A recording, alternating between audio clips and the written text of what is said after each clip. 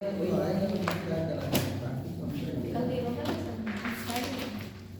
कल हम लोगों ने चैप्टर नया स्टार्ट किया था, ठीक है, जिसका नाम क्या था? Principle of inheritance and variation. मैंने आपको ये समझाया था कि जेनेटिक्स हम लोग पढ़ते क्यों हैं, मेन चीज तो ये है। तो इसमें हम लोग करते हैं बेसिकली इनहेरिटेंस की बात और वेरिएशन की बात। इनहेरिटेंस का मतलब होता है कि जो पेरेंटल कैरेक्टर्स होते हैं वो ऑफस्प्रिंग में कैसे जाते हैं, उसको समझना क्या कहलाता है, इनहेरिटेंस। और वेरिएशन का मतलब क्या होता है कि डिफरेंस क्यों आते हैं, कोई वेरिएशन भी तो आते हैं। तो कल हम लोगों ने पहले से ये बात करी थी, इनहेरिटेंस एंड वेरिएशन। तो मैंने कहा था ऐसी साइंस जिसमें हम लोग इनहेरिटेंस पढ़े या फिर वेरिएशन के बारे में पढ़े तो उसको क्या बोलते हैं, जेनेटिक्स। सही। तो सबसे पहले हमारे मन में क्वेश्चन आता है कि इनहेरिटेंस क्या होता है। इनहेरिटेंस का मतलब होता है बेटा पेरेंटल कैरेक्टर ऑफस्प्रिंग में जाना।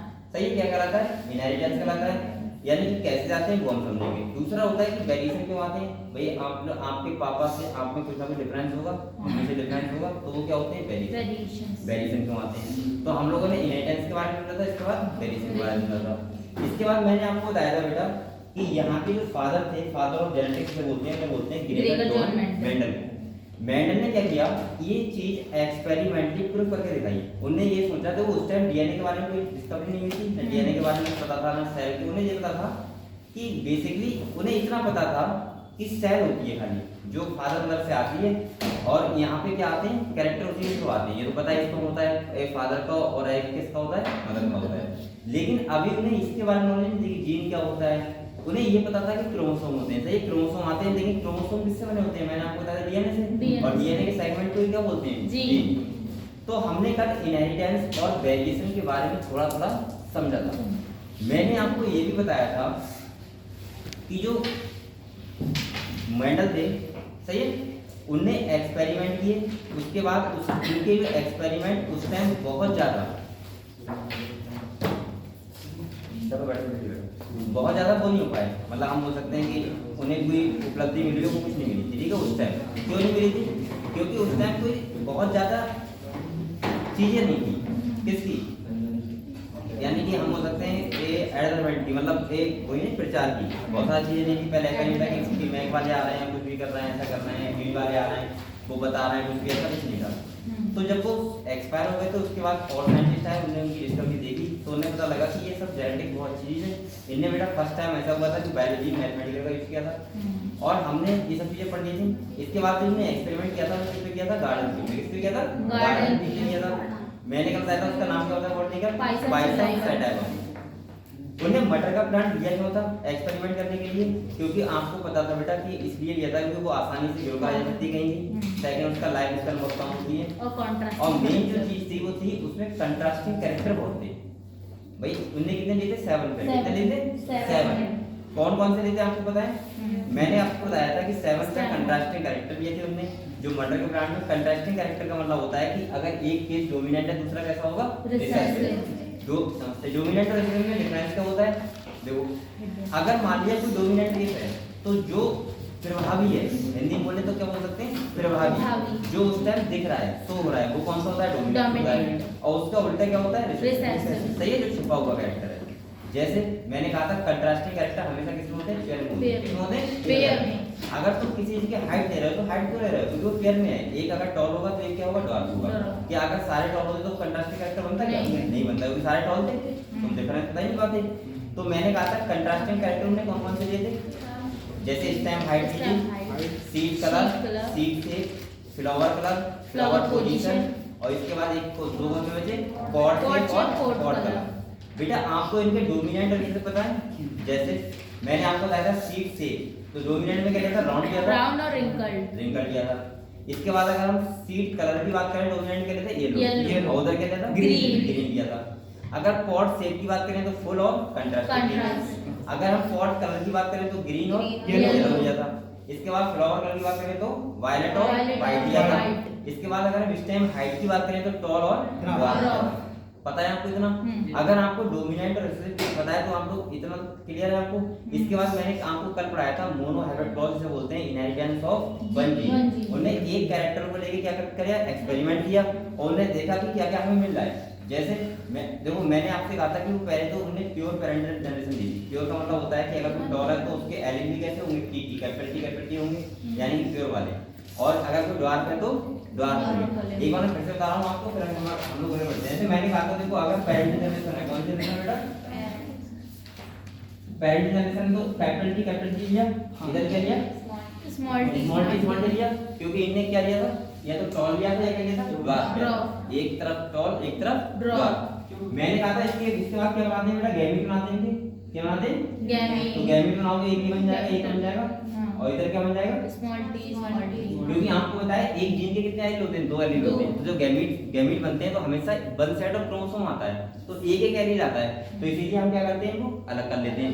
इनके बीच हम लोग क्या कराएंगे? क्रॉस कराएंगे। तो बेटा जो F1 जनरेशन थी उसमें हमें हेटेरोजाइगस कंडीशन मिली थी, मिली थी। ये कैसी कंडीशन है? हेटेरोजाइगस। अब ये मत क्या मैंने 4 को नहीं बनाया बेटा, वो एक ही से समझ में आ रहा है, ठीक है? ये कंडीशन कौन सी मिली थी हमें? हेटेरोजाइगस। और ये प्लांट कैसे थे? सारे टॉल। कैसे थे? टॉल। क्योंकि मैंने कहा था हमेशा डोमिनेंस को, ये जो डोमिनेंट में लेते हैं वो हमेशा क्या करता है? शो करता है, अपना कैरेक्टर शो करता है। तो यहाँ पे जो कैपिटल टी है, स्मॉल टी है, तो ये वैसे प्लांट कैसा होगा बताओ? टॉल नहीं होना चाहिए, कैसा होना चाहिए? टॉल और बॉनी के बीच का होना चाहिए। लेकिन हमेशा यहाँ पे कैपिटल टी क्या रहता है? डोमिनेंट रहता है, तो इसीलिए प्लांट कैसा होगा? टॉल होगा। लेकिन अगर इसका जीनोटाइप देखोगे तो देखो हेटेरोजाइगस कंडीशन है, लेकिन आपको दिखेगा कैसा प्लांट है? टॉल। अब यहाँ पे ये कंफ्यूज होती है, ये F1 जनरेशन है। यहाँ पे ये कंफ्यूज क्या हुए थे? इन्हें देखा कि यहाँ पे हमें सारे प्लांट टॉल मिले, लेकिन ड्वार्फ वाला कैरेक्टर कहाँ गया? ये हर किसी के मन में आएगा कि हमने जब टॉल और ड्वार्फ के बीच क्रॉस करवाया तो सारे प्लांट टॉल क्यों मिले, ठीक है? तो इनने क्या किया फिर इसके बीच सेल्फिंग करवाई। क्या करवाई? सेल्फिंग करवाई बेटा। तो आप लोग करोगे तो कैपिटल टी और स्मॉल टी गैमेट बना लो, राइट? इधर भी बना लो। तो आपने देखा कि यहाँ पे क्या क्या मिला था? एक मिला था कैपिटल टी, एक मिला था कैपिटल टी स्मॉल टी, एक मिला था कैपिटल टी स्मॉल टी, और एक मिला था स्मॉल टी स्मॉल टी। और यहाँ पे हमें क्या मिल गया? ड्वार्फ वाला मिल गया F जनरेशन में। हां, तो ये कौन सी जनरेशन थी? F। समझ गए आपको? यहाँ पे जो रेशियो आया था बेटा, जो फिनोटाइपिक था वो क्या था? 3:1, और जीनोटाइपिक था 1:1। क्लियर है इतना? कल मैंने आपको ये डिटेल में समझाया था, तो आज मैंने शॉर्ट में आपको समझा दिया, ठीक है? फिनोटाइपिक का मतलब क्या होता है? जो हम लोग बाहर से देखते हैं। जैसे यहाँ पे देखो आपको 3 प्लांट कैसे देंगे? टॉल देंगे, ये भी टॉल, ये भी टॉल, ये भी टॉल, और ये वाला क्या देगा? ड्वार्फ देगा।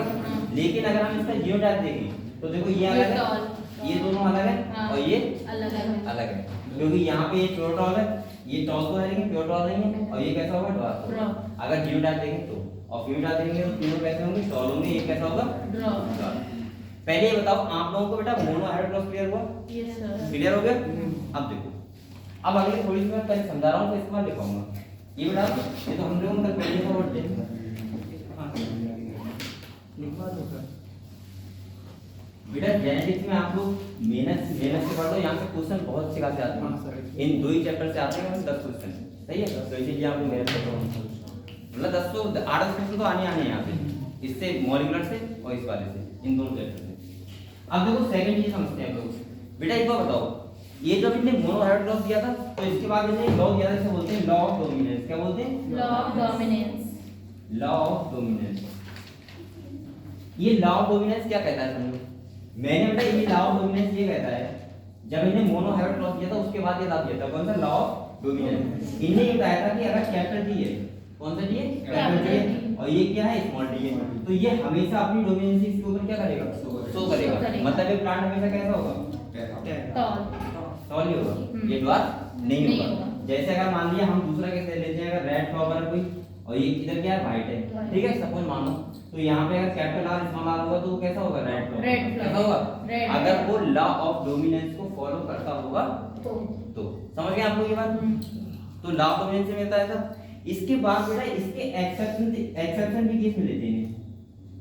एक्सेप्शन का मतलब है कि ये लॉ ऑफ डोमिनेंस को फॉलो नहीं कर रहे थे। बहुत सारे केसेस, जैसे आप लोग पहला लॉ पढ़ोगे, एक चीज पढ़ोगे इनकम्प्लीट डोमिनेंस। क्या पढ़ोगे? Incomplete dominance. और इसके बाद दूसरा पढ़ोगे कोडोमिनेंस। क्या पढ़ोगे? कोडोन्स।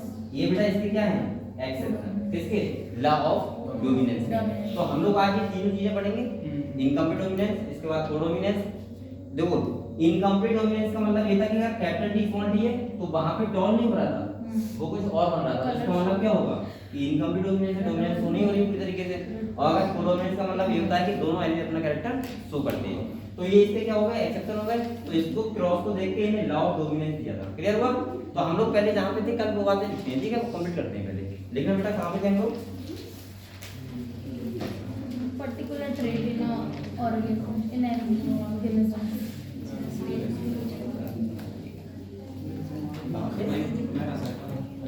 अरे gene are the unit of inheritance. अच्छा ठीक है उसके बाद एक और लिखवा दी उसके बाद। बेटा नेक्स्ट देखना, देखो जीन्स, इसके अगले पॉइंट देखो जीन्स, कल हम लोग लिख रहे थे उसके अगले पॉइंट लिखो, ठीक है। देखो jeans which code for a pair of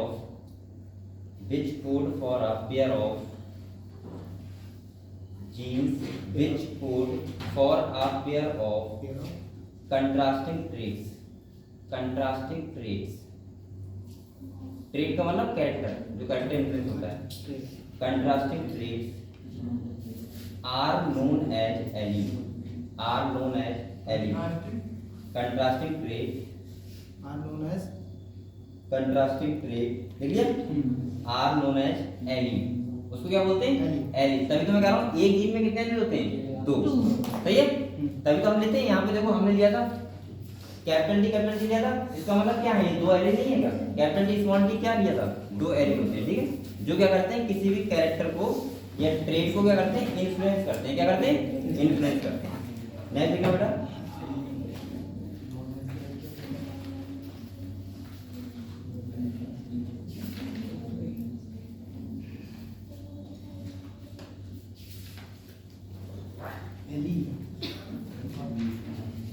बेटा नेक्स्ट देखो when the tall and dwarf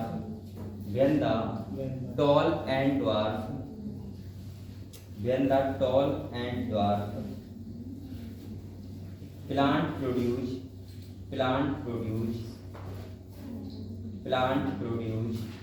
gametes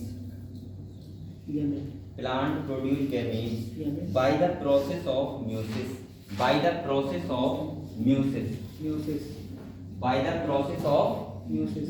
meiosis आपको पता है, पता है गैमेट का रिप्रोडक्शन होता है तो क्या होता है बेटा? वहां पे म्यूसिस होता है, सही है, by the process of meiosis. इसके बाद देखो द एलील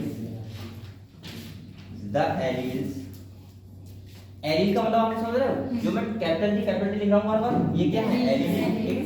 तो लिखो the alleles of the parental pair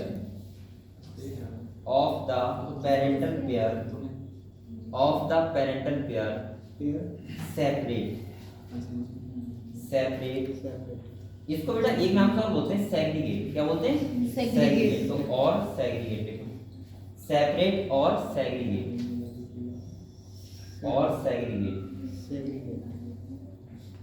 from each other, clear? And only one allele is transmitted to a gamete. Only one allele is transmitted to a gamete.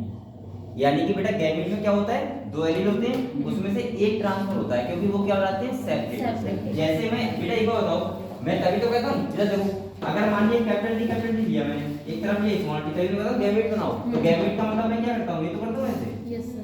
इसका मतलब क्या होगा? देखो इधर स्मॉल डी, अब ये बन गए। अब देखो इसका एक बार इन दोनों से कराऊंगा क्रॉस, और इसका एक बार इन दोनों से कराऊंगा, तभी तो होगा। वरना अगर मैं ऐसे भी तो कर सकता था। लेकिन बेटा क्या होता है? एलील हमेशा क्या होते हैं? गैमेट फॉर्मेशन के टाइम सेपरेट रहते हैं। क्या रहते हैं? और इसका हम एक लॉ पढ़ेंगे, इसका जिसको मेंटल दिया था मैडम ने, लॉ ऑफ सेग्रीगेशन। उसमें ये बताया था कि गैमेट फॉर्मेशन टाइम क्या होते हैं? एलील क्या हो जाते हैं? सेपरेट। अब वो आप लोग समझ सकते हो गैमेट का फॉर्मेशन म्यूसिस से होता है हमेशा। किससे होता है? म्यूसिस से। और आपको ये भी पता है, अगर हम क्रोमोसोम की बात करें, एलील की बात ना करें, सही है?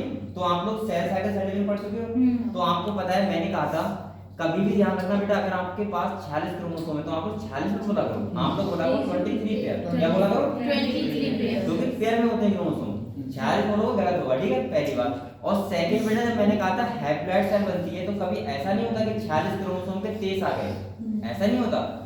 ऐसा होता है कि 23 पेयर होते हैं, उस पेयर का एक क्रोमोसोम आता है, 2300 पेयर में से, सही है, हैप्लॉइड सेल में। और 23 उधर 23 पेयर में से एक क्रोमोसोम किसका आता है, हैप्लॉइड सेल में। तो पेयर में से एक ही का आता है, ना कि आधे आ गए। जैसे ऐसा नहीं कि 46 हैं तो उसमें से आधे आ गए, ऐसा नहीं होता है। तो ऐसे ही यहाँ पे होता है कि गैमीट, जब गैमीट बनते हैं तो क्या होता है, ये सेपरेट हो जाते हैं, ठीक है। नेक्स्ट देखो बेटा, देखो ड्यूरिंग फर्टिलाइजेशन, ड्यूरिंग फर्टिलाइजेशन ये अभी आपका काफी बेसिक चल रहा है, और आपको जेनेटिक्स में मेन होता है टर्मिनोलॉजी। आपको वो चीजें अच्छे से क्लियर होना चाहिए कि एलील क्या होता है, जीन क्या होते हैं, ठीक है, या क्रोमोसोम क्या है, तो आपको बताइए अच्छे से। इसके बाद और सब चीजें, ठीक है, ये सब आपको क्लियर होना चाहिए। देखना बेटा next, during fertilization the two alleles are fused मतलब आपस में मिलके, fused to produce zygote,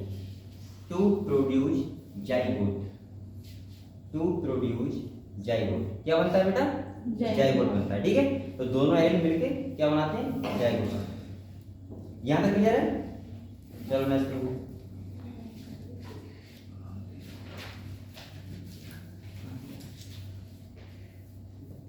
अब आप लोग ऐसा करो, छोटा सा निकालो जीनोटाइप। जीनोटाइप क्या होता है वो समझ ले लो, ठीक है, सब बातें। आई नाम था जीनोटाइप।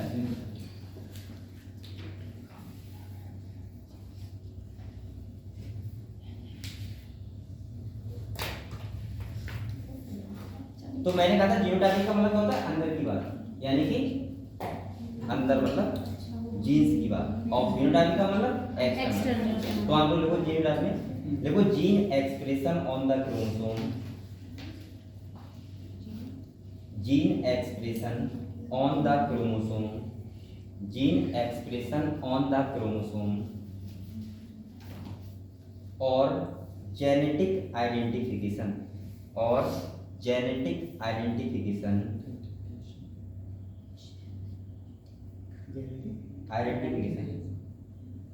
ऑफ एन ऑर्गेनिज्म,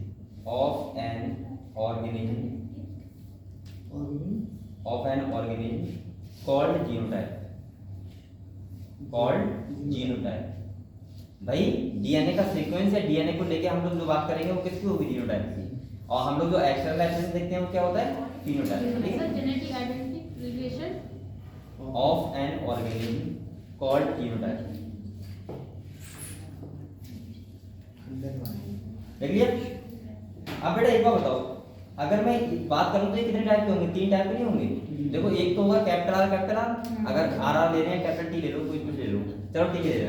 तो एक तो होगा कैपिटल टी, एक होगा स्मॉल टी, और एक होगा कैपिटल टी स्मॉल टी, सही है।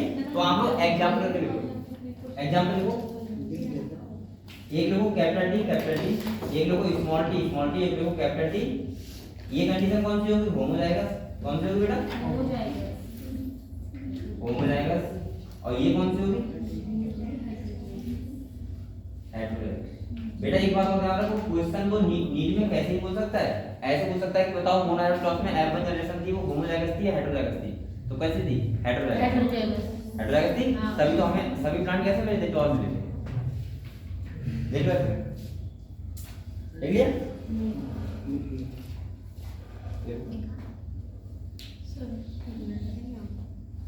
अरे ये तो अपने आप सकते हो, ये देखना क्या था इसमें, कैपिटल टी सर। अच्छा देखो प्रेमपाल क्लास मेला देखेगा रात में।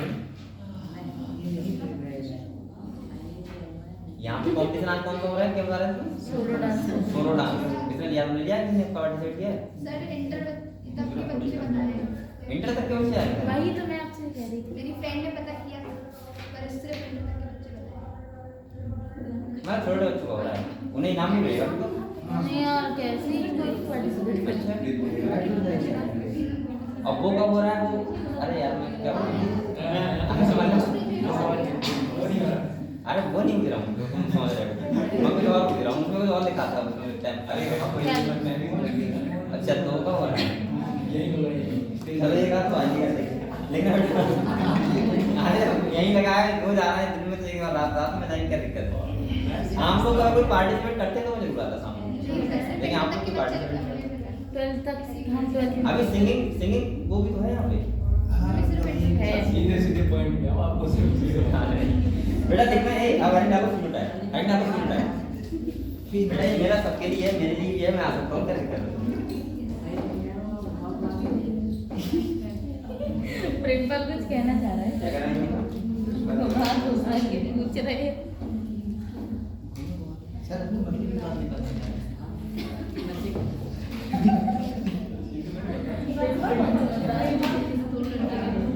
ये प्रेम पता है ये बाहर से लगता है सीधा लेकिन अंदर से बातें बहुत खतरनाक निकालता है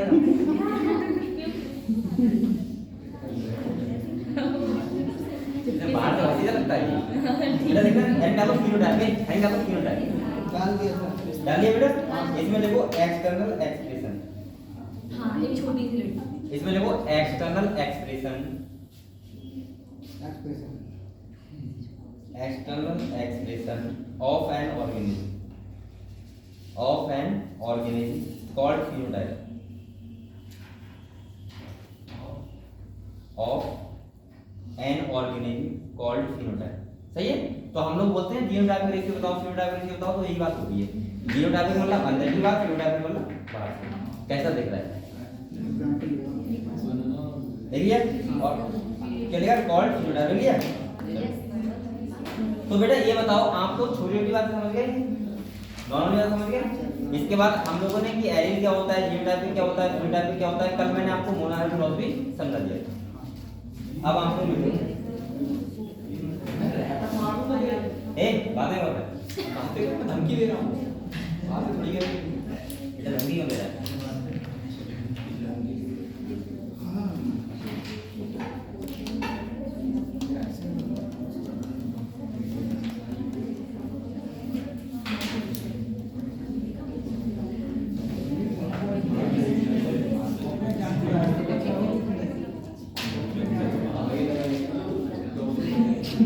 चलो बेटा एक अब बात देखो मैंने कल आपको मोनोहाइब्रिड क्रॉस बताया था वो आपको सारा पता है आपको बताया जीनोटाइपिक रेशियो क्या होता है फिनोटाइपिक रेशियो क्या होता है ठीक है जीनोटाइपिक रेशियो क्या था 1:1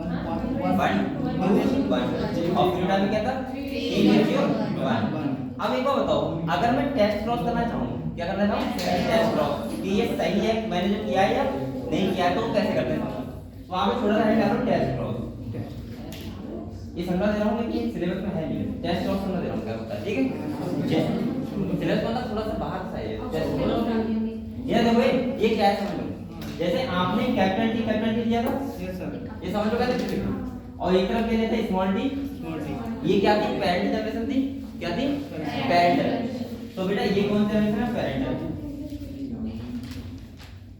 अब इसके गैमेट बनाओगे क्या बनाओगे गैमेट बनाओगे तो हमेशा क्या होंगे ये सेग्रीगेट रहेंगे एक तरफ कैपिटल टी और इधर क्या आ जाएगा स्मॉल टी एक बात करो अब देखो देखो यहां पे क्रॉस कराओगे इनकी भी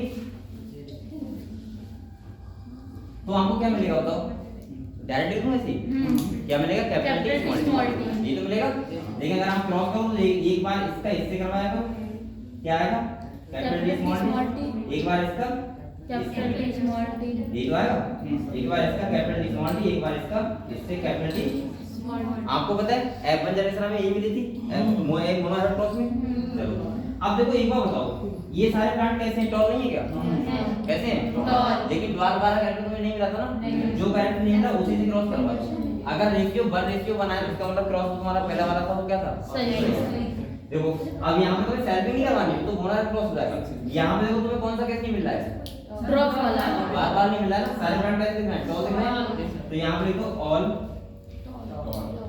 आर टॉल ठीक है अब देखो आपने क्या लिखा कैपिटल टी स्मॉल टी तो मिलाया और मिला क्या नहीं है स्मॉल टी इसी से क्रॉस करवा दो ठीक है और जब क्रॉस कराओगे तो आपको F1 रेशियो बनाएगा देखो capital T small T small T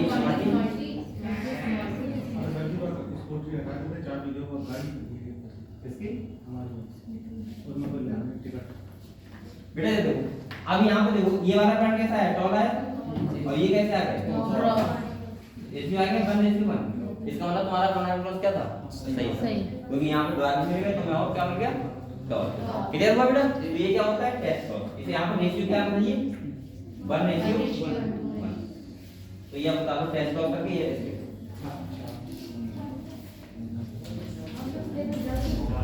नहीं डालो मत बेटा, ये है मैंने तो नहीं बोला।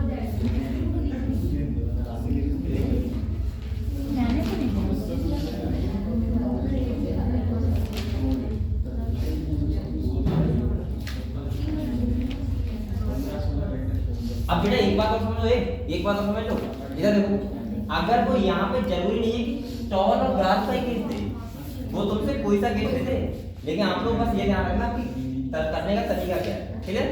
तो लो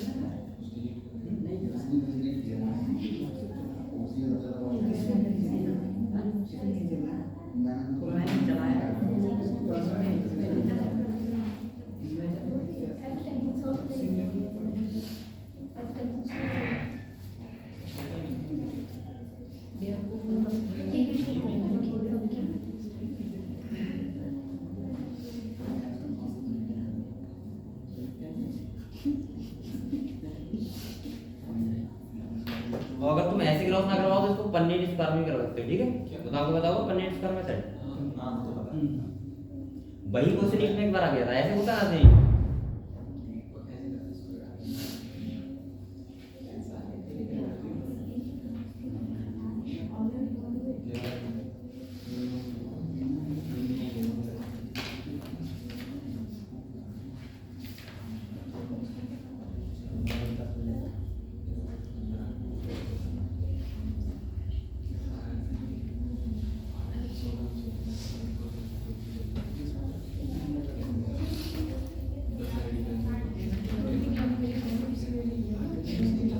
इसमें थ्योरी बहुत है किताब में लिखी, वो सब यही बताता है, ठीक है? आप क्रॉस कर जान देना बकाया लिखा।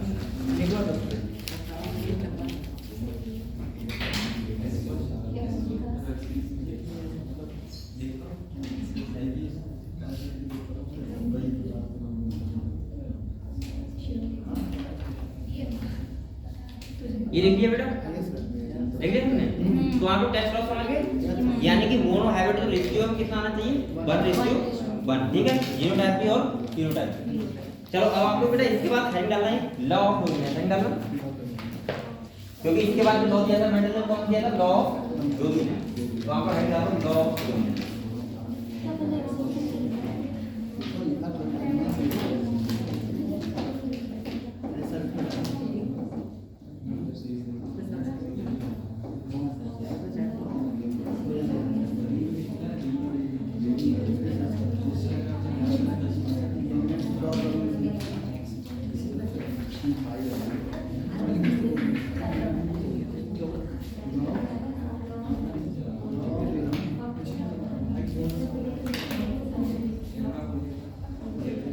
हेडिंग डालो लॉ ऑफ डोमिनेंस, ठीक है?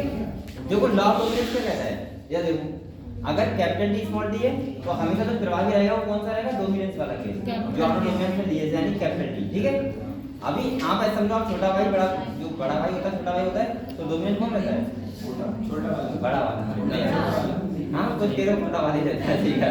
लेकिन वो तो उल्टा हो जाएगा। तो ये मैं ऐसे करना चाह रहा हूँ कि बड़ा छोटा भाई है तो यानी फैसला लेता है, बड़ा वाला ही लेता है, छोटे वाले को मानना पड़ता है अगर सही है तो। वैसे तो छोटा वाला ही हमेशा बड़े वाले के ऊपर डोमिनेट रहता है। चलो ठीक है, एंड डाउट डोमिनेट लिख दिया, लिखना बेटा। तो ये क्या कहता है समझ गए आप लोग? तो लिख लो आप लोग, देखो कैरेक्टर्स आर कंट्रोल बाय, अच्छा इनने जीन्स को मेंडल ने क्या बोला था, फैक्टर, पता है आपको? जीन्स को क्या बोला था मेंडल ने, फैक्टर। तो देखो characters are control by, characters are control by factor. इन्हें जीन्स को ही बोला था फैक्टर, ध्यान रखना, देख लिया? इसके बाद देखो factors occurs in pair, next point.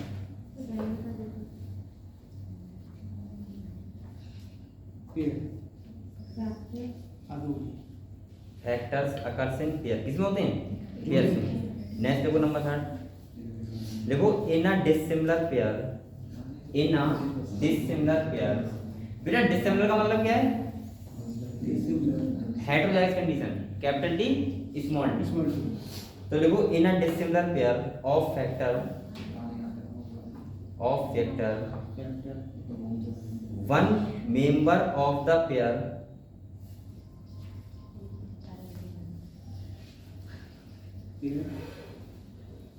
Dominant, member of the pair dominant, लिख दिया। इसके बाद देखो the other recessive, the other recessive,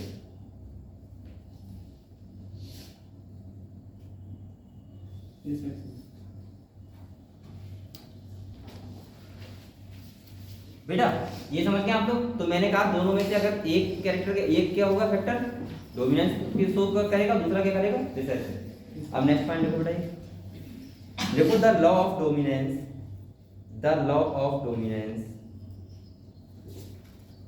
the law of dominance is used to, the law of dominance is used to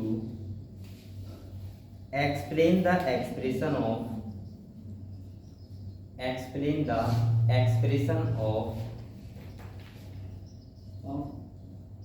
explain the expression of only one of the parental character, expression of only one of the parental characters,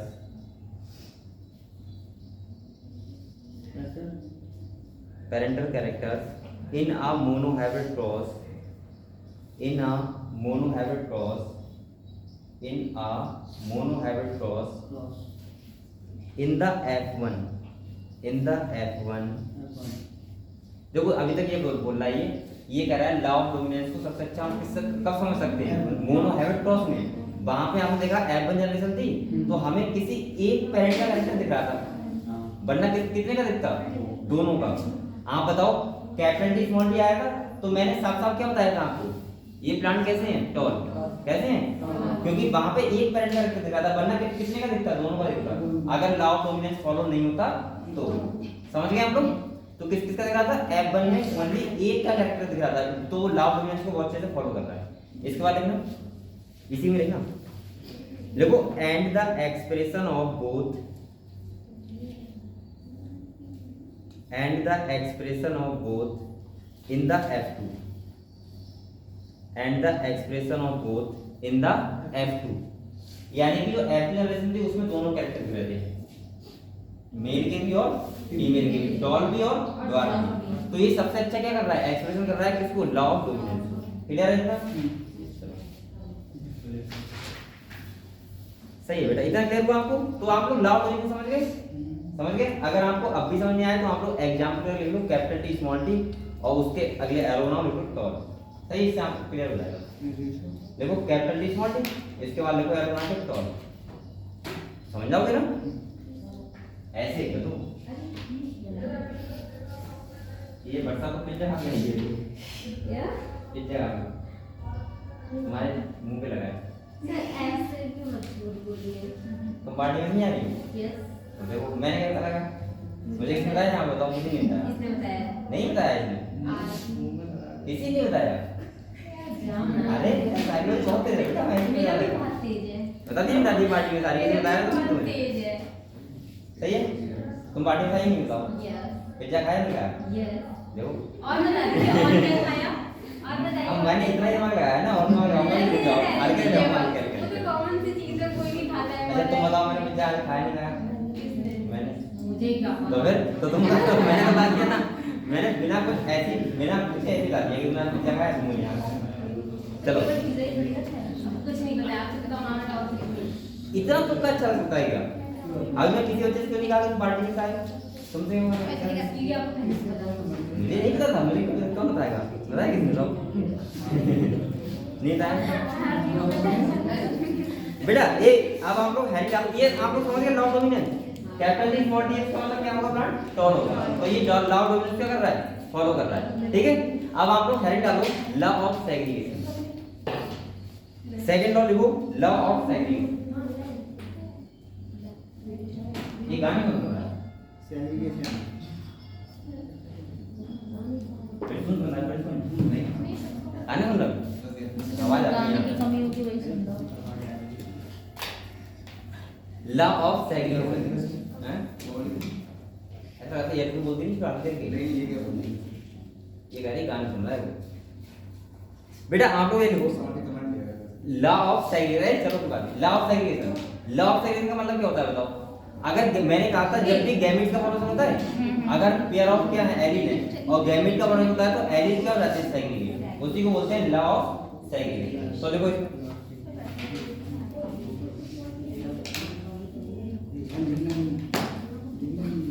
ये लिखोगे क्या, लिख लो लिखना लिखना। देखो this law is based on the, देखो this law is based on the, this law is based on the fact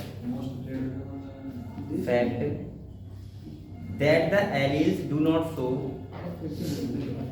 This law is based on the fact That the leaves that the alleles do not show SHW, do not show any blending,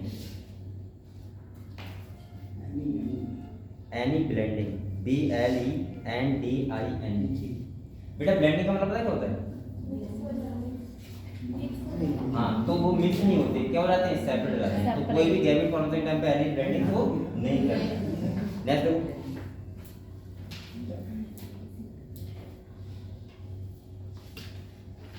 इसके बाद देखना next point.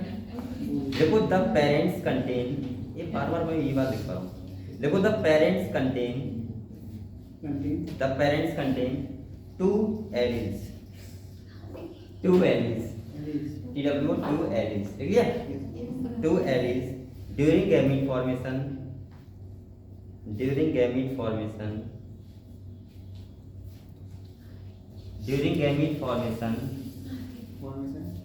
the allele of a pair segregate,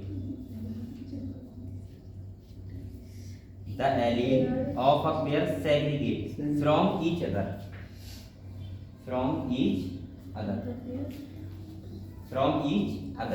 बेटा एक बार बताओ, अगर homozygous condition है, कौन सी condition? Homozygous. तो बताओ दोनों जो एलील होंगे यानी कि दोनों गैमेट बनेंगे वो सेम नहीं बनेंगे क्या? और अगर हेटेरोजाइगस कंडीशन है तो अब ये बात देखने वाली तो नहीं है। नहीं अगर होमोजाइगस कंडीशन तो दोनों कैपिटल टी होंगे या तो स्मॉल टी होंगे, तो सेम ही होंगे। और अगर हेटेरोजाइगस कंडीशन तो कैपिटल टी स्मॉल टी होगा तो अलग अलग होंगे। सही है, रहने देना ही।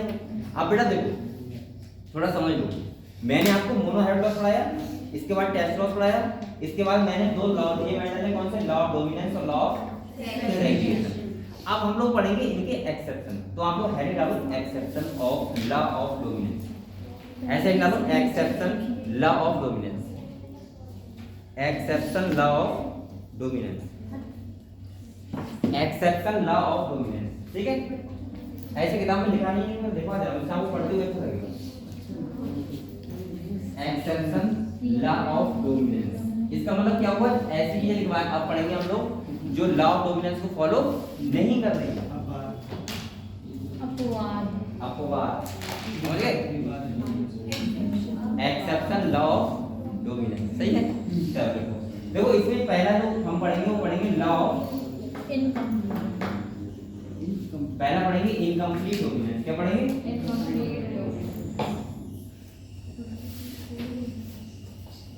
पहला कौन सा पढ़ेंगे? Incomplete dominance. अब यहाँ पे समझो, मेंडल ने देखा एक प्लांट था जिसका नाम पता है क्या है? स्नैपड्रैगन। क्या है? जिसे हम लोग बोलते हैं डॉग फ्लावर। क्या बोलते हैं? Dog flower. उसमें दो टाइप के फ्लावर आते हैं, एक आते हैं रेड, एक आते हैं व्हाइट। कैसे आते हैं? रेड और व्हाइट। पहले आप लोग इनकम्प्लीट डोमिनेंस समझ लो, उसके बाद हम लोग थ्योरी की लिखेंगे, फिर ये लिखना, ठीक है? अभी लिखना मत कोई। बेटा इनकम्प्लीट डोमिनेंस में क्या होता है? पहली बात तो मैंने आपको पहले बता दिया कि ये लॉ ऑफ डोमिनेंस को क्या नहीं कर रहा है?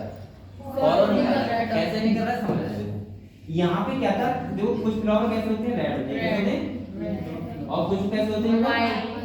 इन्हें रेड फ्लावर और व्हाइट फ्लावर वाले प्लांट का क्या कराया? क्रॉस कराया। सही है। तो यहाँ पे बताओ पेरेंटल जनरेशन लेंगे ये क्या लेंगे, तो यहाँ पे कैपिटल आर आएगा। Yes sir. इधर देखो बेटा, और इधर इसमें क्या आएगा, स्मॉल आर। यही तो आएगा। अब इसके क्या बनाएंगे, गैमेट्स। क्या बनाएंगे, गैमेट्स। तो इसके बाद गैमेट बनाते हैं। गैमेट बनाओगे तो एक आएगा कैपिटल आर और कैपिटल आर, और इधर क्या आएगा, स्मॉल आर। ये आ गया। अब इससे क्रॉस कराओगे, क्या कराओगे, क्रॉस। तो बताओ क्या आएगा, capital R small R, capital R small R. बेटा हेटेरोडाइस कंडीशन आएगी तो आपको पता है, मैं आपके फैक्टर से बना दे रहा हूं बार-बार। सही है, यस सर। ये तो पता है आपको। अब आप लोग बताओ, यहाँ पे ध्यान समझो, अगर ये लॉ ऑफ डोमिनेंस को फॉलो करता तो ये फ्लावर कैसे होते, रेड होते। कैसे होते, रेड। क्योंकि वहां पे हेटेरोडाइस कंडीशन टॉल था प्लांट सारे, तो यहाँ पे कैसे होते, रेड होते ना, क्योंकि ये कैसे जनरेशन है, F1 देखो F1 जनरेशन, ठीक है। अब देखो F1 जनरेशन में कैसे होते, रेड होते। अब देखो लेकिन ये रेड नहीं थे, कैसे थे, पिंक थे। इसीलिए तो हम इसको बोल रहे हैं इनकम्प्लीट डोमिनेंस। सही है। अब समझो इसके बाद, अब इन्हें सोचा कि ना तो रेड मिला है या ना तो व्हाइट मिला है, ये तो अलग कंडीशन हो गई बिल्कुल। तो इन्हें क्या करा, इनके लिए फिर सेल्फिंग कराई। क्या कराई, सेल्फिंग। तो इन्हें इनके लिए सेल्फिंग कराई, और सेल्फिंग कराई तो इन्हें एक तरफ दिया कैपिटल आर स्मॉल आर, एक तरफ दिया कैपिटल आर। इसके क्या है, इसके एक क्या बनाओ, गैमेट बनाओगे तो ये बनेंगे, ये तो बन गए। अब देखो इसके बीच क्रॉस कराओगे तो क्या आएगा बेटा, कैपिटल आर। इसका कराओगे तो क्या आएगा, इसका कराओगे तो क्या आएगा, स्मॉल आर पहले बाद में लिखेंगे, और स्मॉल आर ये आ गया। अब देखो यहाँ पे चेंज क्या होगा, यहाँ पे आप लोग देखो ये वाला कलर कैसा होगा, रेड होगा। देखने से बता रहा हूँ, यूनिट टाइप बता रहा हूँ, यूनिट टाइप नहीं बता रहा हूँ। ये वाला कैसे होंगे, पिंक होंगे। और बेटा ये वाले कैसे होंगे, वाइट। तो इसका मतलब इसका जीरो टाइप भी 1 to 1 होता है, और इसका जीरो टाइप भी क्या होता है, 1 to 1। तो खाली रेशियो चेंज होगा। तो यहाँ पे ये क्या होगा, इनकम्प्लीट डोमिनेंस। समझ गए आप लोग। तो बेटा इसके बाद आप लोग जीरो टाइप रेशियो लिखो, बेटा के यहाँ पे जीरो टाइप रेशियो की बात करें तो क्या आएगा, 1 to 1। अगर जीरो टाइप रेशियो लिखोगे तो क्या आएगा, ठीक है। क्लियर हुआ, क्लियर हुआ। तो ये क्या था, इनकम्प्लीट डोमिनेंस। तो पहले आप लोग पॉइंट देखो, फिर इसके बाद ही लिखना। अभी मैंने पूछा, देखो पहले पॉइंट देखो, हेडिंग डालो इनकम्प्लीट डोमिनेंस, डाल दिया।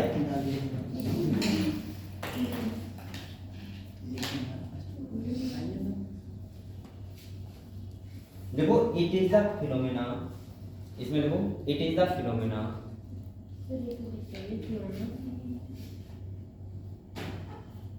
it is the phenomena where one allele is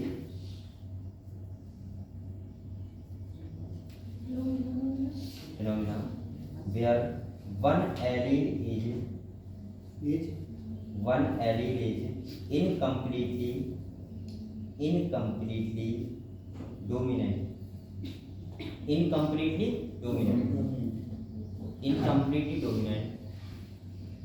over the other member, ऐसे लिख लो, over the other allele, यानी कि पूरी तरीके से डोमिनेट नहीं हुआ, तभी तो यहाँ पिंक कलर बना, ना तो रेड बना ना ही व्हाइट बना। लिख लिया, over the other allele, लिख लिया। नेक्स्ट देखो बेटा, देखो ये हुआ किसमें, तो आप लोग एग्जांपल लिखो, डॉग फ्लावर। हाँ किसमें लिखा गया, तो देखो डॉग फ्लावर, कुत्ता फ्लावर लिखा है। ये इसको बोलते हैं स्नैप ड्रैगन। क्या बोलते हैं, स्नैप ड्रैगन। और बेटा इसके बाद ये वाला जो ये है, ये देखो, वो लिख दो, ये देखो, हाँ इनकम्प्लीट डोमिनेंस का ये तो है। देखो सर ये कहाँ पाए जाते हैं, ये कहाँ पाए जाते हैं।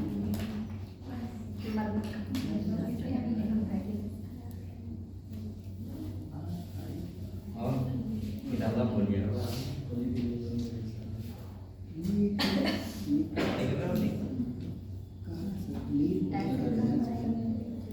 क्या करता है,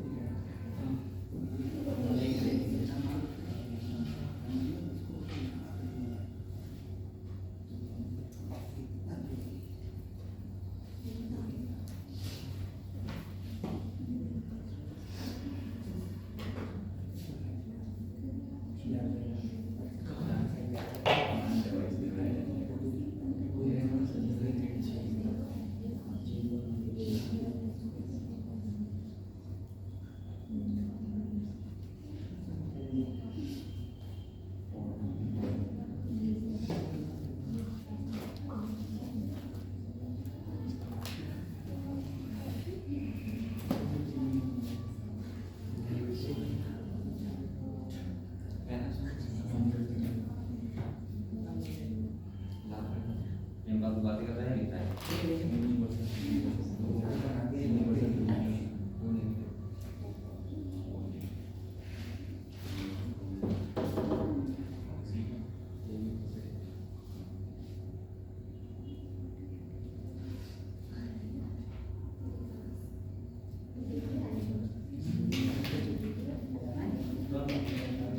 सर हो गया आप इसमें लिख दिया पासवर्ड सब हो गया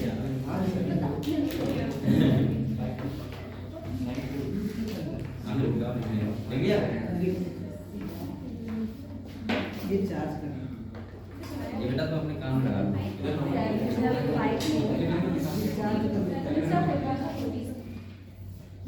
एक प्रोजेक्ट में बुला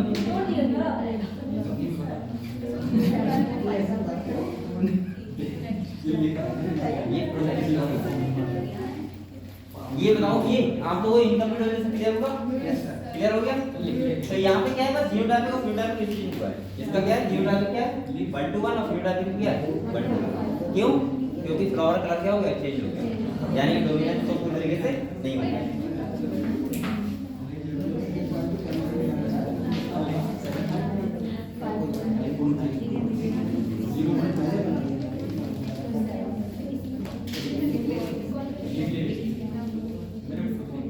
चलो बेटा इतना देर हुआ अब हम लोग हेड डालो एक पॉइंट है इसमें देखा देखो both phenotypic and genotypic ratio both phenotypic and genotypic ratio both phenotypic and genotypic ratio are the same मुझे लगा कुछ अच्छा लिखवाना और are the same are the same in the case of incomplete dominance are the same in the case of incomplete dominance तो बेटा आपको incomplete dominance समझ गए बताओ फिर से बोलिए तो ऐसे ही बोलिए same है क्या in the case of incomplete dominance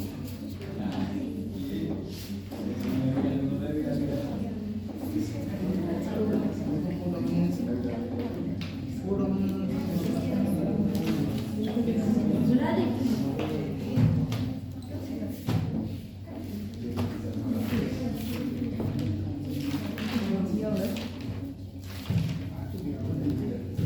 बेटा इसके बाद मैंने दूसरा कौन सा बताया था सब कोड ऑफ बताया था कोड ऑफ तो आप हेड डालो code of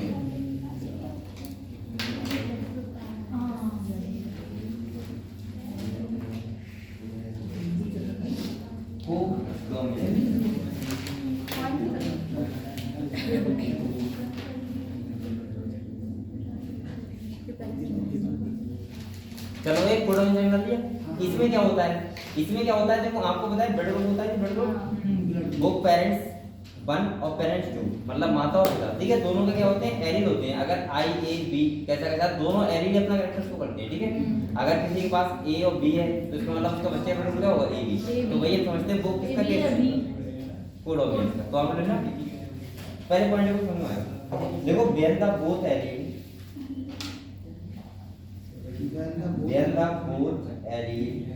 of a gene so ऐसे चलो so where the both allele of a gene so ऐसा जो so their character at a time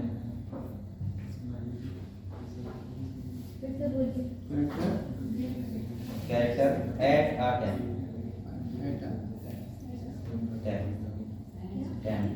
at a time। अच्छा तो बच्चा मुझे ये बताएगा, ये बताओ इनकम्प्लीट और कोडोमिनेंस में डिफरेंस क्या होता है बताओ।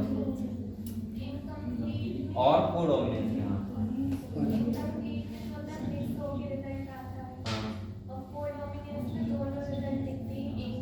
हाँ सही कह रहे हो, बिल्कुल इसी बात सही है। जो इनकम्प्लीट होता है उसमें दोनों एल का कैरेक्टर मिक्स हो जाता है और मिक्स के फिनोटाइप चेंज हो जाता है, सही है। यहाँ पे क्या होता है दोनों का कैरेक्टर मिक्स नहीं होता, सेपरेट रहता है, लेकिन कोई दूसरा फिनोटाइप आता है, ठीक है। और वहाँ पे दोनों का ही मिला के आता है, समझ गए आप लोग। तो आप लोग अगर ना बताओ तो लिखोगे क्या बात। चलो नेक्स्ट पॉइंट नोट करके लिखो, नोट करके नोट 5 नोट करना देखो। नोट देखो इन द इनकम्प्लीट डोमिनेंस, देखो नोट करके in the incomplete dominance new phenotype form, new phenotype form, new phenotype form. कैसे आप लोग बताओ कैसे। क्योंकि बेटा रेड और व्हाइट था लेकिन बना कौन सा बना था, पिंक बना था, ठीक है। तो देखो new phenotype form due to mixed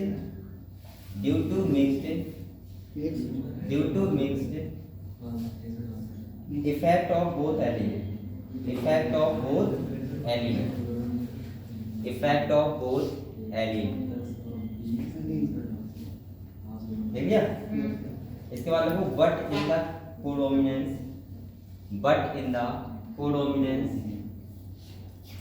new phenotype formed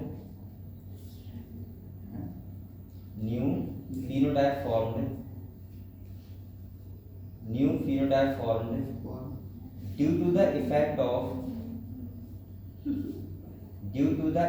of both allele at a time, ठीक है। तो वहां पे कोई तीसरा फिनोटाइप बना था, दोनों को मिक्सअप होके, और यहाँ पे क्या बन रहा है सेपरेट बन रहा है, लेकिन दोनों का कैरेक्टर शो हो रहा है ऐसे। समझ गए आप लोग। चलो नेक्स्ट। अच्छा कोडोमिनेंस में देखा था उसमें किसमें देखा था, एबीओ ब्लड ग्रुपिंग में। तो आप नेक्स्ट पॉइंट देखो B observe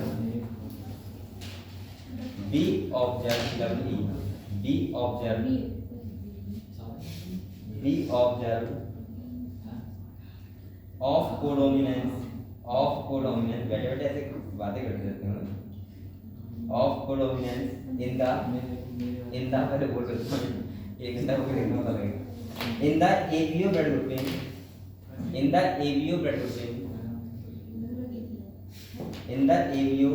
blood grouping in human beings, ठीक है। आपको रामायण पढ़ते हो? रामायण नहीं पढ़ते हो? नहीं कौन पढ़ने में कौन पढ़ते हो? हाँ पढ़ते हो। तो आप लोग 1 घंटा पढ़ते हो तो आपको ऐसा लगता है यार पढ़ने को नहीं मैं पूरी रात पढ़ी थी। ये तो एक्सेप्ट नहीं करते लोग। वैसे में लगता है 1-2 घंटे पढ़ने के बाद कुछ कहते हैं कि आप उठ जाएं। नहीं तो मजा आता है पढ़ने में। हाँ सही है, मजा आता है। मैं ये कहना चाह रहा हूँ हाँ मैं ये कहना चाह रहा हूँ कि मेरे मुंह से अगर कोई पुराना सा लफ्ज़ आया ना थोड़ा सा तो ये हंसने लगती है बड़ता। मैं कहता हूँ बेटा मैं पता है कम से कम 4 घंटा बोलता हूँ लगातार, और पर डे 4-5 घंटे हो जाते हैं ना, पहले यहाँ फिर यहाँ और इतनी तेज बोलना पड़ता है लगातार। तो उसके लिए एक थोड़ा सा वो हो जाता है ना कभी कभी। और और आपको रामायण पढ़ते हो 1 दिन पढ़ते हो खाली, रोज सुनना पढ़ते हो, और फिर 4 घंटा आप बोलो तो आपको पता है कितना एनर्जी लॉस होता है। सही बात है, ये तो है नहीं बहुत एनर्जी लॉस होता है, आपको पता नहीं है। ये मेंटली वर्क होता है, फिजिकली नहीं होता है, सही है। लेकिन इसमें भी एनर्जी लॉस होती है। तो इसीलिए क्या होता है, चलो ठीक है, यहाँ देखना अपना ए बी ब्लड ग्रुप लिख लिया, इन ह्यूमन बीइंग, समझ गए आपको, ये क्लियर हुआ। तो जो कोडोमिनेंस का केस देखा था वो किसमें देखा था, ए बी और ब्लड ग्रुप में।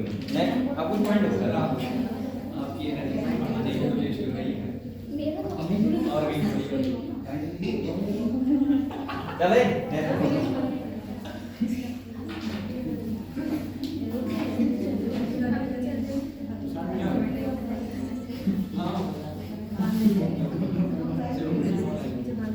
बेटा ए आप लिखो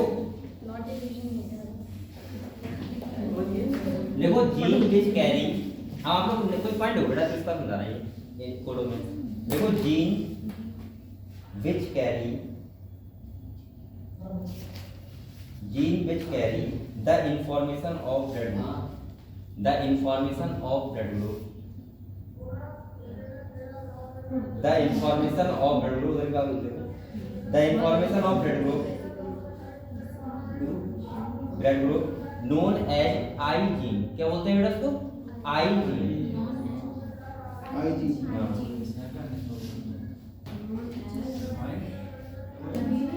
आई जीन का तो उसका जो एलिमेंट का वो शो करता है उसको बोलते हैं आई जीन।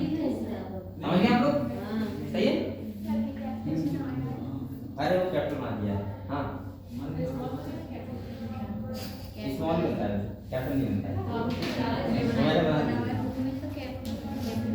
अरे कैप्टन है क्या लिखा हुआ नंबर, तो कैप्टन मारो स्मॉल मारो, मैं तो समझ नहीं आया, मैं समझ नहीं आया। चलो सही है, हाँ कैप्टन मारो, देख लिया आई।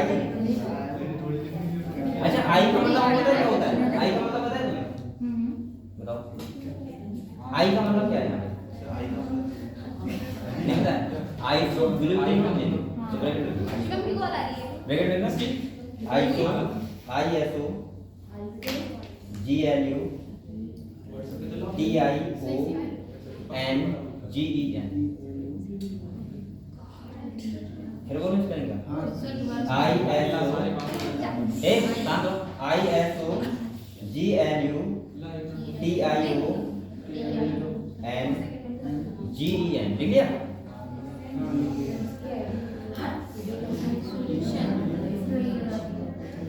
अच्छा ये क्वेश्चन चल जाएगा कि ब्लड ग्रुपिंग की खोज करी थी वो किसने करी, डिस्कवरी बताओ। यस यस जिसने एबी ब्लड ग्रुपिंग की खोज करी थी डिस्कवरी, किताब में नहीं है उसका मतलब वो आने देख रहा है कि मिल रहा है, नहीं मैं और पढ़ रहा हूँ। अच्छा डॉट पड़ा है। तो बताओ बेटा कितने कितने आपको नहीं पता है ना, कॉल लैंड स्टीनर, पता है आपको एबी और ब्लड ग्रुपिंग की डिस्कवरी करी थी, कितने करी थी, कॉल लैंड स्टीनर, ठीक है। इसके बाद नेक्स्ट वन देखो बेटा, देखो a gene having, next one देखो a gene having, a gene having 3 alleles, a gene having 3 alleles in the population,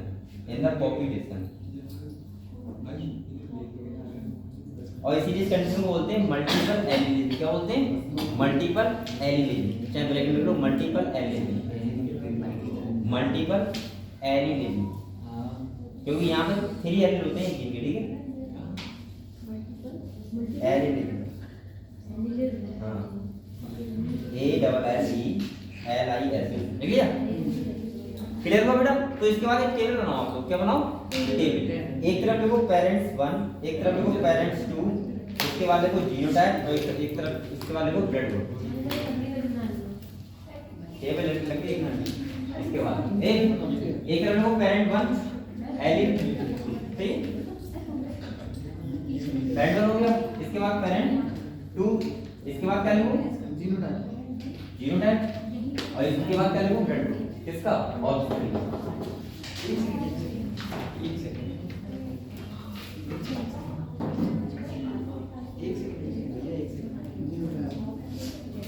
ऐसे लिखो,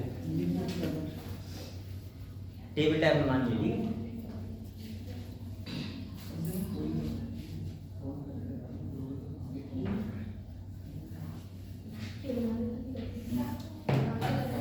देखो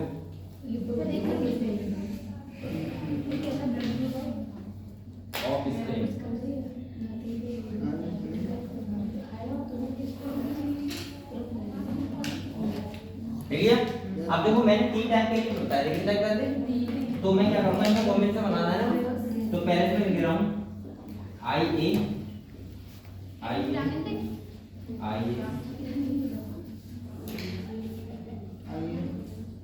और इसके बाद एक खाली है। तो 3 टाइप के लिए होगा, देखो एक तो आई ए, एक आई बी और एक सिंगल आई। ये समझ गए? अब देखो अब पेरेंट टू से अगर क्या आएगा, आई ए आएगा, बात कौन कर रहा है बेटा। इसके बाद एक बार क्या आएगा, आई बी और एक बार खाली आई। यहाँ देखो एक बार आई ए, इसके बाद आई बी और खाली आई, इतने जो कॉम्बिनेशन कर सकते हैं। इसके बाद एक खाली है, ये समझ गए आप लोग। अब इसका न्यूक्लियर बताओ क्या होगा। सर जहाँ पे इसके ऊपर कुछ नहीं है एलसीडी के ऊपर तो वो स्मॉल बने, कौन सा? जो थर्ड नंबर पे और लास्ट पे तो स्मॉल बने। उससे कोई प्रॉब्लम नहीं होती है। चलो अब इतना आज थोड़ा नामों स्मॉल बनाने के लिए कह रहे हो, क्या कर रहे हो? सर वो दोनों स्मॉल बने, लास्ट की दोनों और थर्ड नंबर की स्मॉल आई। अच्छा ये देखो मैं बता रहा हूँ, नहीं रहा सबसे लास्ट में ये वाला हाँ क्या बनेगा, स्मॉल आई। सही है। हाँ अब सही है। इधर भी बनेगा फिर। अब सही है। हाँ और थर्ड नंबर अच्छा ये वाला है, अच्छा ये करना ठीक है। इधर देखो बेटा, अब इसका बताओ जीरो टाइप क्या आएगा, ए ये तो आएगा, यानी कि आई ए आई ए यार क्या होगा, सही है। और इसका प्रोडक्ट क्या होगा, ए। समझ गए आप लोग। तो यहाँ पे दोनों में क्या कर रहे हैं, अपना कैरेक्टर शो नहीं कर रहे हैं क्या। यहाँ पे देखो दूसरा क्या होगा, आई ए आई और यहाँ प्रोडक्ट क्या होगा, ए बी। समझ गए आप लोग। हाँ। अब यहाँ पे देखो इसका क्या है, आई ए क्या है और ये क्या है, आई ए, तो इसका प्रोडक्ट क्या होगा, ए। इसका देखो आई ए आई बी है, तो प्रोडक्ट क्या होगा बेटा, ए बी। ये भी तो होगा, ये आप लिखो यहाँ पर आई बी तो प्रोडक्ट क्या होगा, बी। और इसके बाद ये कौन सा है, आई बी और आई तो क्या होगा, बी। और इसका क्या हो जाएगा, ओ क्या हो जाएगा, ओ। समझ गए आप लोग। तो ये दोनों कैरेक्टर क्या हो रहे हैं, सोर्स। सही है, तो लिख लो।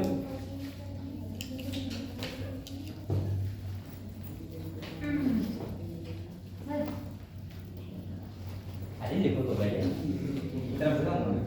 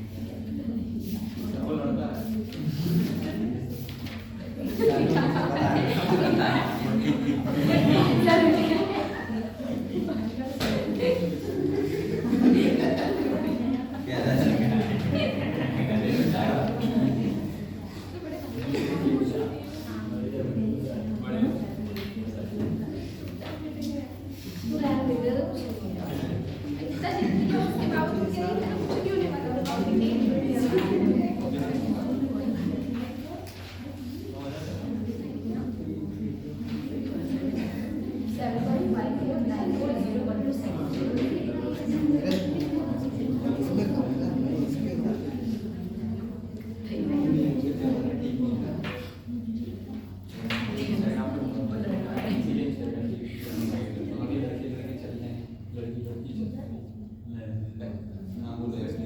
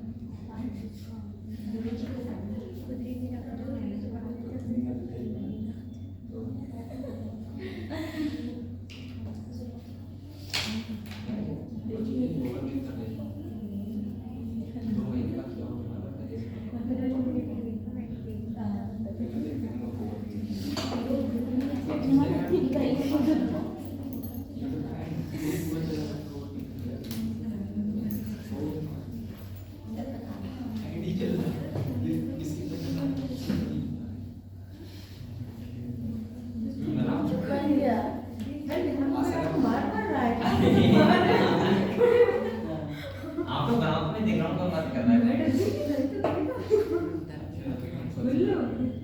सर हो गया। आप पीछे खड़े हैं, पीछे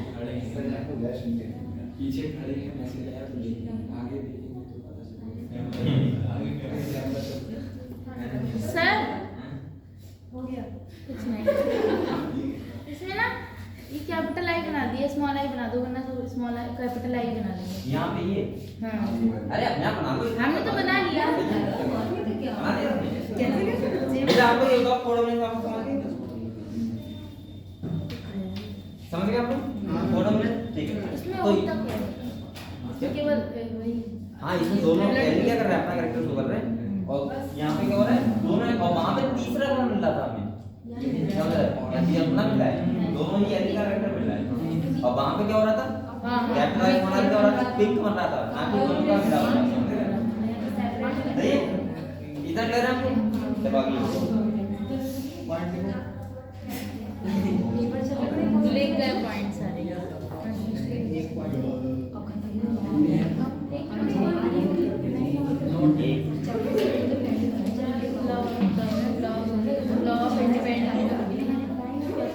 बेटा नेक्स्ट पॉइंट लिखो, इसके नीचे लिखो।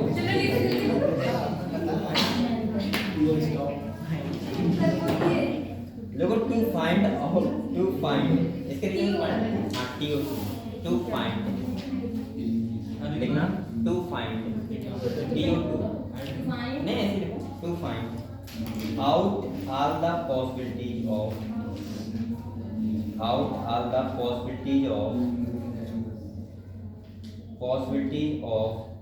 जीनोटाइप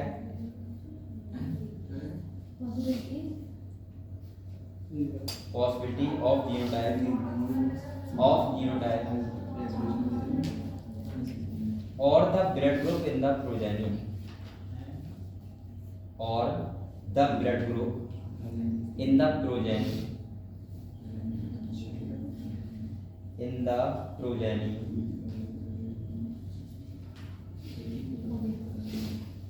लिख लिया, the genotype of parents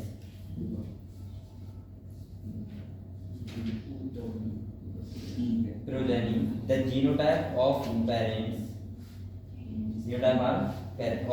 लिख लिया, are taken to be heterozygous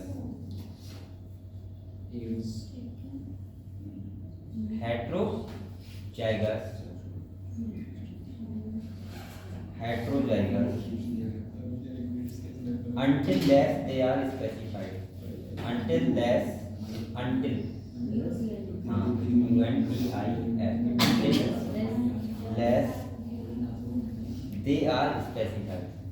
are specified।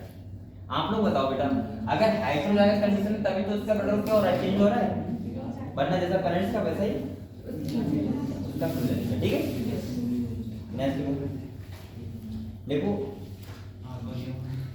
देखो inheritance are totally based on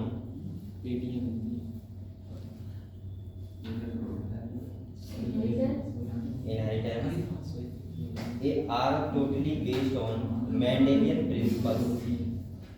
Inheritance are totally based on Mendelian principles।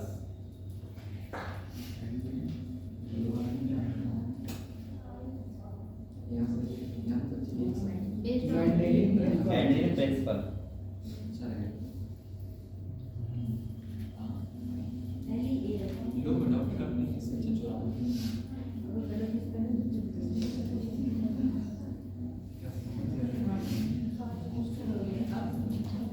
मैं तो नोट कम लिखा रहा हूँ, इसलिए देख के लिखा रहा हूँ कि मेन पॉइंट लिखूँ, ज़्यादा नहीं है। इसको फोटो खींच के भेज दिया करो, ये सब लिख लेगा। इसको बड़ा लगता है, सब लिखवा। चलो टेस्ट ऑफ कौन आता है?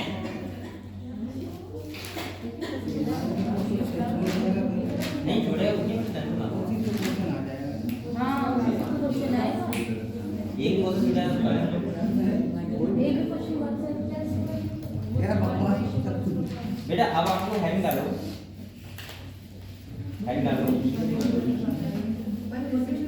डाई हैबिट फॉर इसका क्या पढ़ेंगे हम लोग? Dihybrid cross.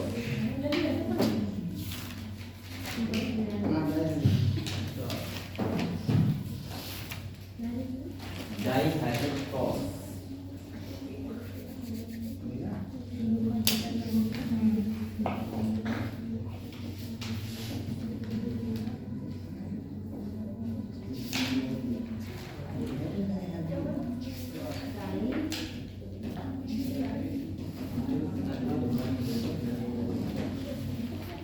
इसको हम लोग और क्या बोलते हैं?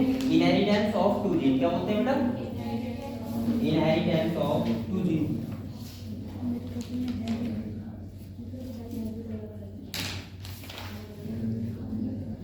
इसके बारे में पहले आप समझते हैं, ठीक है? अभी टाइप लिखूंगा, टाइप लिखने के बाद बहुत बुरा से एक घंटे चलो मैं तो अभी अरे कर नहीं था देखो इनहेरिटेंस कल तो केमिस्ट्री आपको कर थी ना, अब तो मंडे को होगा। मंडे को एग्जाम उससे नहीं हट्टी मंडे को इसमें भी है 25 दिसंबर है। देखें आ जाएगा आ जाना सर, हम आ जाएंगे।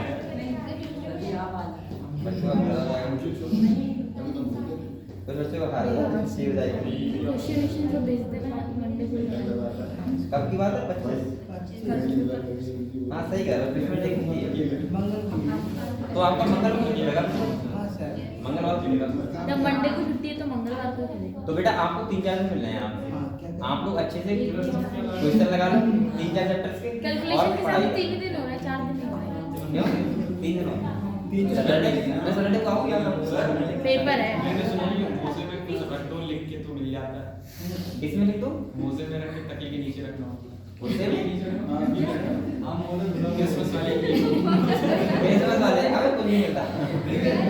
अरे मैं कुछ मांगने वाले तो मैं ऐसा कर लूंगा, बताओ क्या करना है? तकिए के नीचे कुछ रखो, ऐसा बोलते हैं कि रात में कुछ आता है और दे जाता है मुझे। कुछ लिख के मोजे में रखना होता है, वो मोजा तकिए के नीचे रखना होता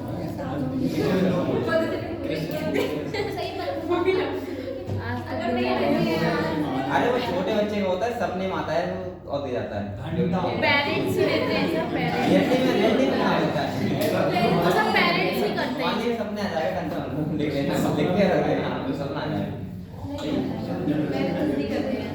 वो सब पेरेंट्स ही करते हैं, ऐसा होता है।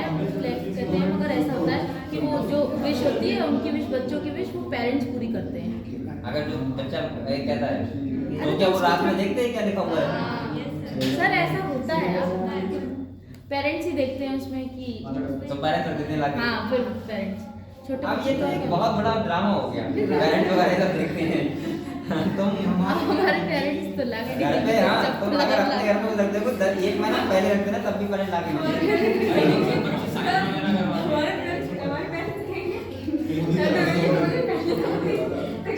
हमारे क्लास में जब हम बच्चे थे, हमारे क्लास में बच्चे आता था लड़का था, वो साइन करवाता था बच्चों से। हाँ हाँ ऐसा भी वो तो हमारे स्कूल में होता था, वो तो हमने भी किया। अब एक बात करो, वो लोग ऐसा करते थे जैसे चौराहे खड़े हो गए, जैसे अभी हम जाओ यहाँ चौराहे खड़े हो जाओ और सबके साइन करवा रहे, साइन करना ऐसा होता था ना। वो तो हमने भी मतलब करवाया ही किया है। लेकिन ऐसा नहीं हुआ है कि आपने तकिए के नीचे को रख दिया, पापा ने आपके तोड़ ला के दिया सर ऐसा बच्चे कहते थे बच्चे स्कूल में कहते थे। ये हाई सोसाइटी में होती है। यहाँ पे अगर तुम पापा से 1 महीना पहले भी लिख के दे दोगे ना कि ये कर लेके आना तो भी लेके नहीं आएंगे। अरे कौन सा सर मैं भी जा रहा हूँ साइन दे दो, सारे तो आपकी जो फाइल है पूरी हो जाएगी 25 अरे साल। सारे ब्लैंक पेज पे साइन दूंगा ना, सफाई पूरी हो जाएगी सबकी प्रॉपर्टी। मेरे क्लास में क्या है? बेटा ऐसा मत तो करना। क्या आने की बात है? फर्स्ट ईयर फर्स्ट ईयर चलो भाई आज ही कर रहे हैं। चलो एक हम लोग डायरेक्ट नोट काम करो। एक यहाँ पे देखो इनका डायरेक्ट क्रॉस करवाने का मतलब क्या था? अब थोड़ा एक प्लस समझो। ऐसा मैंने एक बात और सुनी है, मैंने सुना है कि अगर जो वो होता है दीपावली से पहले वाला दिन, हाँ हाँ धनतेरस धनतेरस, छोटी छोटी दीपावली। दिवाली, उस दिन कहते हैं जो काम करो तो पूरी लाइफ भर वही होता है। हमने तो दीपावली की रात को सुना है। दीपावली वाली रात नहीं, एक दिन पहले वाली रात, हाँ, एक दिन पहले वही, एक दिन पहले। कि अगर तुम जो काम करोगे उस दिन या उस रात में, तो वो तुम्हें पूरी साल में से वही याद करेगी। ऐसा तो लोग इस दिन भी कहते हैं फर्स्ट ईयर होता है। हाँ सही, मम्मी कहती पढ़ लो बेटा। हाँ मम्मी कहती है देख में पता है, मम्मी कहती है पढ़ाई कर लो। मैं तो करता था, वर्षों करता था। हम मम्मी को छोटी दीपावली धनतेरस को यहाँ पर टेस्ट दिया। ऐसा बोलते हैं कि आप अगर जैसे दिन में यूज कर रहे हो तो दिन में कर रहे हो, उस दिन जो काम ज्यादा कर रहे हो हम तो रात को तो फिर आपका साल भर उसमें ज्यादा अट्रैक्शन रहता है। हाँ ऐसा है रियलिटी। ऐसा बोलते हैं। अब जमतिया वाले ने तुमने क्या किया, हमने क्या किया वो तो हमें पता है, नहीं जमतिया वाले ने क्या किया तो इसलिए मैं कह रहा हूँ कहीं ना कहीं जमतिया वाले तो बोलते हैं छोटी दीपावली ये नहीं पता था।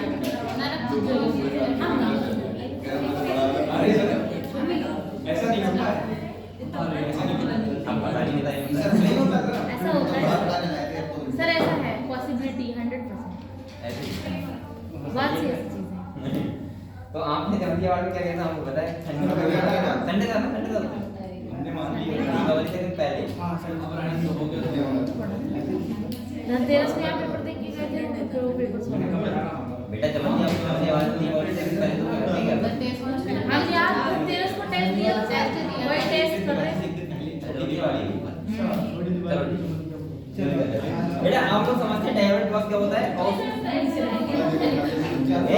समझ लो बेटा, समझ लो। डायवर्ट क्रॉस होता है, डायवर्ट क्रॉस वो मेंडल ने क्यों करवाया पहले सुनो। उनके माइंड में क्या चीज आई कि उन्होंने डायवर्ट क्रॉस को के बारे में सोचा। देखो हाँ पता है क्यों बोला? देखो यहाँ पे उन्होंने क्या सोचा, एक बात सोचो, मैं आपको समझा रहा हूँ पहले, इस बार हम लोग पढ़ेंगे इसके बारे में, किताब में खाली लिखा हुआ है कि मैं समझा रहा हूँ उनका माइंड में क्या थॉट आई होगी। उनके माइंड में ये थॉट आई थी क्योंकि यहाँ पे लिखा हुआ है इनहेरिटेंस ऑफ टू। उन्होंने दो कैरेक्टर्स को लेके बेटा बोलो मत, उन्होंने दो कैरेक्टर को लेके क्रॉस करवा के देखा कैसे। देखो समझो, अगर मैं नॉर्मली बताऊं तो इनने यहाँ पे क्या किया था, सीट सेव और सीट का किया था। ये देखना ये चाह रहे थे, अब बात करो बेटा समझ, यहाँ पे ये देखना ये चाह रहे थे, जैसे आपने देखा होगा कि अगर मैं आपको नॉर्मली ह्यूमन केस में बताऊं, किस केस में? ह्यूमन केस में जैसे मान लीजिए अगर किसी की मदर माता जी है, ठीक है, वो काली और लंबी है, कैसी है? काली और लंबी है, और पापा कैसे हैं?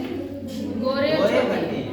मान लो अब तुमने उनके बीच क्रॉस करवाया, क्या करवाया? क्रॉस करवाया।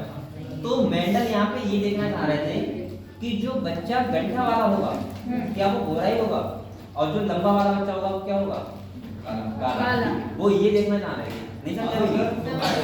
बट ऐसा देखिए बेटा ऐसा हो नहीं होता है। नहीं था, तभी तो इनने इस क्रॉस के बाद इन्हें एक लॉ दिया था जिसे बोलते हैं लॉ ऑफ इंडिपेंडेंट असॉर्टमेंट, यानी कि कोई भी कैरेक्टर एक दूसरे कैरेक्टर पर निर्भर नहीं होता। यहाँ पे इन्हें देखा कि अगर लंबा वाला बच्चा है वो गोरा भी सकता है और गड्ढा वाला क्या होता है? काला, मतलब उल्टा भी हो सकता है। ठीक है, तो ये करवाने का मकसद था। मैं कल इसके बारे में डिटेल में बात करूंगा, ठीक है? तो आप लोग पहले नाम लिखवा दो।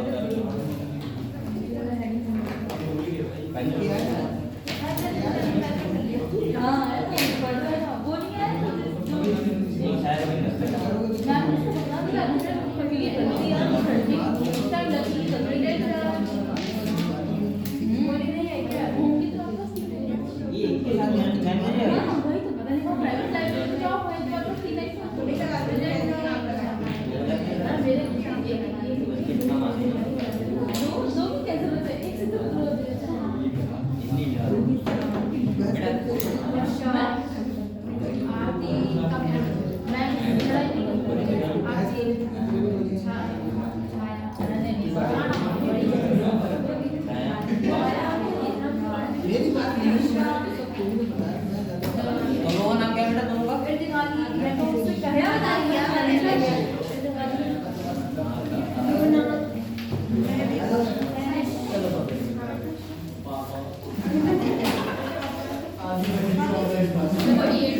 ज्यादा दोनों का नाम क्या है बेटा?